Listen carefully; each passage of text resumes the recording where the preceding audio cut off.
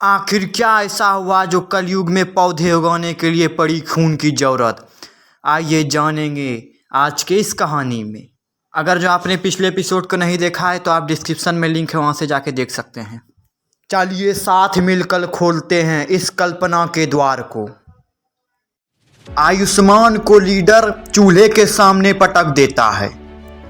चारों तरफ लोग होते हैं जो आयुष्मान को देख रहे होते हैं और बड़ी लालच की नज़र से देख रहे होते हैं। उसी समय आयुष्मान अपने आसपास लोगों को देखता है और सामने में एक चूल्हा होता है।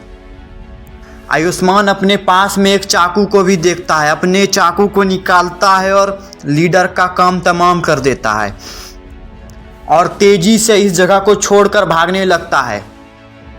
लोग जब देखते हैं कि ऐसा कुछ हो गया है तो लोग आयुष्मान का पीछा करने लगते हैं। आयुष्मान आगे आगे, लोग पीछे पीछे भाग रहे होते हैं। आयुष्मान थोड़ी देर के बाद एक गजब ही नज़ारा देखता है। वह देखता है कि एक बहुत बढ़िया सुंदर सिंहासन पर एक बकरे को बैठाया गया है। यह देखकर तो आयुष्मान के होश ही उड़ जाते हैं। फिर वह सोचता है, लगता है इंसानों से ज़्यादा कीमत आजकल जानवरों की हो गई है। वह तुरंत बकरे के पास पहुंचता है, बकरे के गर्दन पर चाकू धरकर बोलता है, अगर जो कोई आगे आया तो मैं उस बकरे को टपका दूंगा। तो सामने के लोग डर जाते हैं। तब आयुष्मान आओ देखता नहीं है तो बकरा को उठाता है और लेके भागने लगता है, लेकिन क्योंकि वह एक बच्चा था, थोड़ी दूर के बाद वह जाके गिर जाता है। चारों तरफ से उसको आदमी घेर लेते हैं। आयुष्मान डरा हुआ होता है। एक आदमी बोलता है, अब तो हम तुम्हें नरक से भी बदतर मौत देंगे। लेकिन वह जब जमीन पर देखता है तो वह सब कोई शांत हो जाता है। चारों तरफ सन्नाटा हो जाता है। वह लोग जमीन पर देखते हैं कि जमीन पर बहुत सारे बीज पड़े हुए हैं और इस समय पर एक बीज को भी देखना किसी नायाब हीरो को देखने के बराबर है। जब आयुष्मान अपने पास बीज देखता है तो वह जोर जोर से हंसते हुए बोलता है, अगर जो तुम लोगों में से किसी ने भी मुझे मारने की कोशिश की तो मैं इस बीजों को नष्ट कर दूंगा, बकरे को भी मार दूंगा और तुम्हें यह भी नहीं कभी पता चलेगा कि बीज को कैसे लगाया जाता है। सिर्फ मुझे ही पता है बीज को कैसे लगाया जाता है। तब एक आदमी आके बोलता है, ठीक है हम लोग तुम्हें नहीं मारेंगे, लेकिन तुम्हें हमारी सहायता करनी पड़ेगी बीज लगाने में। आयुष्मान बोलता है ठीक है। आयुष्मान को बड़ी सम्मान पूर्वक कंधे पर उठाकर जाकर सिंहासन पर बैठा दिया जाता है। तब लोग पूछते हैं, हम लोग कहाँ पर और किस समय बीज को लगाने की तैयारी शुरू करें। तब आयुष्मान बोलता है, यह जगह बढ़िया है बीज लगाने के लिए, यहाँ पर बीज नहीं मतलब गाछ नहीं हो पाएगा। तो हम लोग क्या करते हैं कि एक बढ़िया जगह ढूंढते हैं। तब आदमी लोग पूछता है, कहाँ पर है यह बढ़िया जगह? हम लोगों को तो नहीं पता, आप ही बताइए कहाँ पर ऐसा जगह मिलेगा। तब आयुष्मान बोलता है, हमें भारत देश की तरफ चलना चाहिए, उधर हालात कुछ बढ़िया होंगे और वहाँ पर समुद्र भी मिल जाएगा तो और ठोस ज़मीन भी मिल जाएगा, शायद वह ज़मीन फर्टाइल भी हो, तो हमें भारत की तरफ चलना चाहिए। वे लोग भारत की तरफ चलने की तैयारी करने लगते हैं, लेकिन आयुष्मान पूछता है कि हम लोग जाएंगे किससे। तब ये लोग बोलते हैं कि उसका टेंशन नहीं है, हम लोग के पास न्यूक्लियर बैटरी है, उससे हम लोग 1000 साल तक लगातार ट्रैवल कर सकते हैं, आप टेंशन नहीं लीजिए। ये लोग गाड़ी पर बैठते हैं, दिन रात लगातार ट्रैवल करते हैं, पहाड़ों को पार करते हैं, बड़ी बड़ी खाइयों को पार करते हैं और पहुंचते हैं हिमालय के सामने, एक ऐसा पर्वत जो गगनभेदी है। जब आयुष्मान और उसके साथी इस महान गौरवशाली हिमालय को अपने सामने बाधा बनते देखता है तो वह सोचता है कि पहले भी यह बहुत ज़्यादा गौरवशाली था हिमालय। आज के समय काल का पता नहीं, लेकिन आज भी यह उतना ही गौरवशाली है। शायद हम लोग इस बाधा को पार नहीं कर पाएंगे, लगता है हमें इस तरफ से निकलना पड़ेगा, कोई दूसरा रास्ता ढूंढना पड़ेगा। तब आयुष्मान सोचता है कि हिमालय को पार करना उस समय भी मुश्किल था और आज भी है। हमें इंडस नदी की तरफ से जाना चाहिए। तब वह अपने साथियों को बोलता है कि हमें इंडस नदी की तरफ से जाना चाहिए। सभी लोग ट्रक को स्टार्ट करते हैं और धीरे धीरे वह कश्मीर से पाकिस्तान की तरफ जाने लगते हैं। पाकिस्तान के पास इंडस नदी पड़ती है। जब वह इंडस नदी के पास पहुंचते हैं, वहाँ पर मिट्टी के अलावा कुछ नहीं बचा। किसी ज़माने में यहाँ पर पानी भरी होती थी, आज यहाँ सिर्फ सपाट ज़मीन है। जब आयुष्मान इस नज़ारे को देखता है तो वह देखकर अचंभित हो जाता है। तब वह सोचता है कि लगता है दुनिया का सारा बर्फ़ और पानी समुंदर में मिल गया है। लगता है कि समुंदर का लेवल बहुत ज़्यादा बढ़ गया होगा, तो वेस्ट बंगाल डूब चुका होगा आधा लगभग।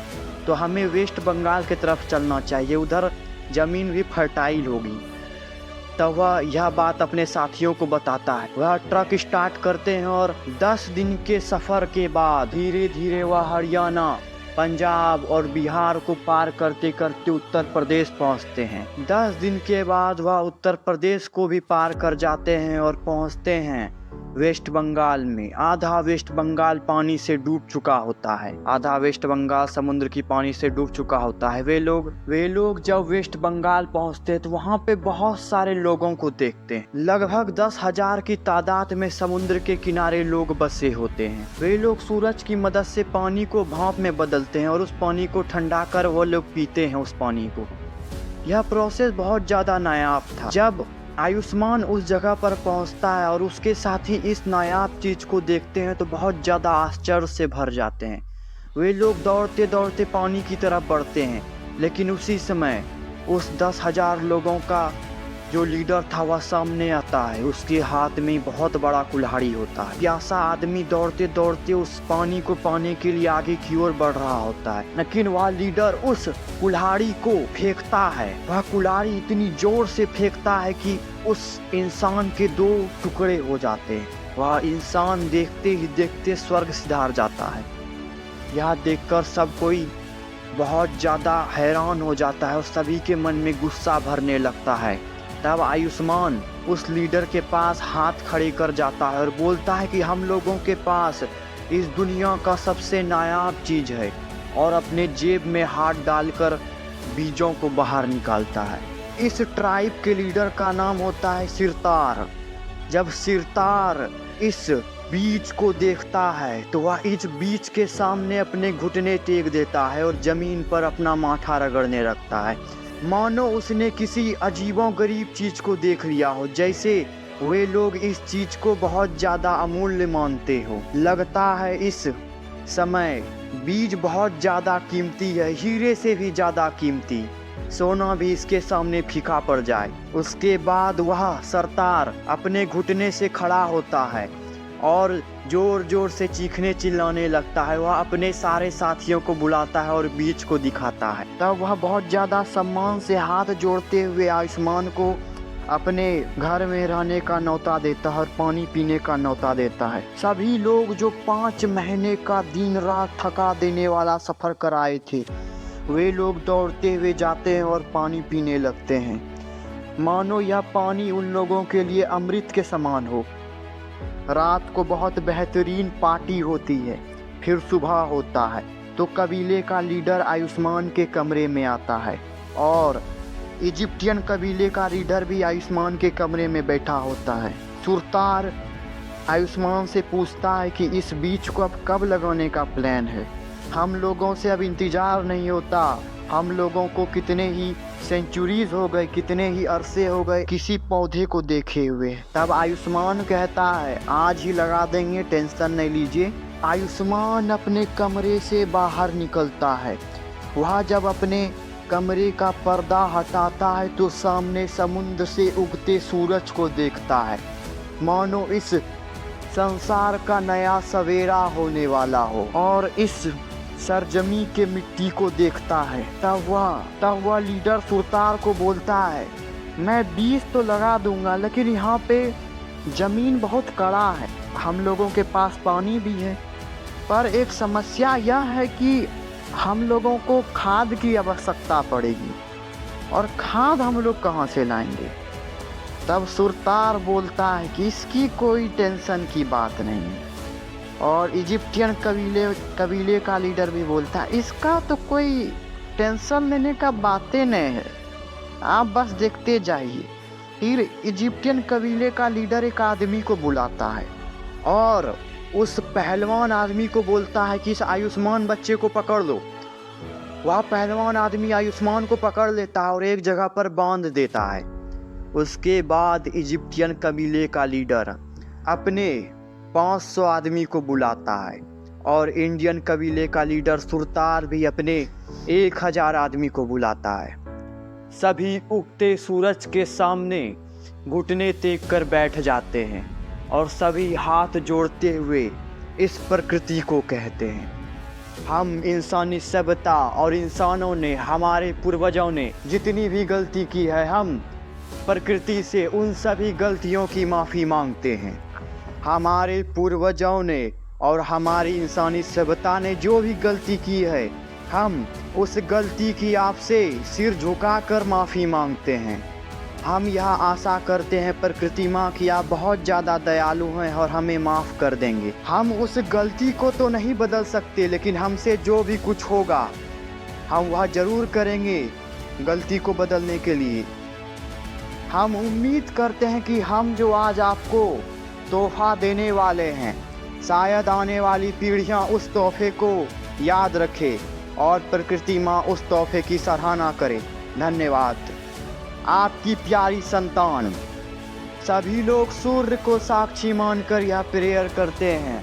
उन 1500 इंसान के पीछे 1500 इंसान खड़े होते हैं किसी हथियार को लेकर। एक ही झटके में राम नाम सत्य हो जाता है। उन सभी इंसानों के बॉडी के टुकड़े टुकड़े कर दिए जाते हैं और इस मिट्टी में मिला दिए जाते हैं कि वह आने वाली पीढ़ियों के लिए किसी फाउंडेशन का काम करेंगे, आने वाले पेड़ पौधों के लिए किसी फाउंडेशन का काम करेंगे। वह देते हैं एक सैक्रिफाइस अपनी गलती का। 10 दिन के अंदर सभी इंसान खाद में बदल जाते हैं। तब आयुष्मान उन बीजों को खेत में लगाता है और लगातार 5 दिन तक पानी दिया जाता है। 10 दिन के बाद कुछ पौधे जमीन से उगते हैं। उन पौधों का किसी बच्चों की तरह ख्याल रखा जाता है, मानो वह इस इंसानी प्रजाति के एक बच्चे हों। उनको इतना प्रेम दिया जाता है जितना वो अपने बच्चे को भी ना देते हों। समय बीतते जाता है, पौधे धीरे धीरे बड़े होते हैं। उन पौधों में होते हैं आम के पेड़, धान की खेतें, गेहूं की खेतें और कद्दू। कद्दू इज वेरी इंपॉर्टेंट। उड़ती उड़ती यह खबर पूरे संसार में फैल जाती है कि भारत देश में किसी इंसान ने पौधे को उगा दिया है। यह खबर अमेरिका, रसिया और चाइना को पता चलती है। अमेरिका के जो किंग होते हैं वह शिप पर बैठते हैं और धीरे धीरे इंडिया की तरफ सफ़र करना चालू करते हैं।